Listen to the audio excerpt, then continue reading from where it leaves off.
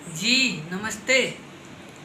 अंजनी अनमोल, कैसे हैं आप सभी लोग। Star music gold Bhojpuri, lover से शादी 14 घंटा में 2.1 मिलियन कुछ पॉइंट व्यू अचीव कर लिया है आदिशक्ति फिल्म से लवर से शादी, जिसको गाए थे खेसारी लाल यादव और अंतरा सिंह प्रियंका ने।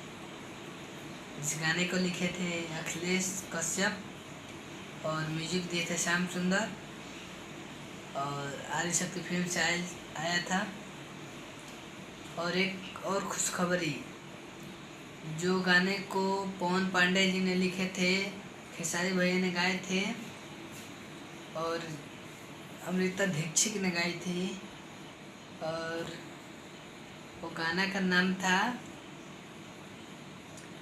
पवन पांडे जी ने लिखे थे, जिस गाना का नाम था सरकार चलैले बा।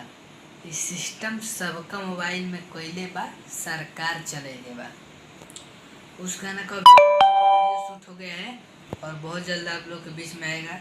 तो ज़्यादा से ज़्यादा शेयर करिए लवर से शादी, और उस सॉन्ग के लिए सरकार चलैले बा इंतजार में रहिए, और ज़्यादा से ज़्यादा इस वीडियो को भी शेयर करिए।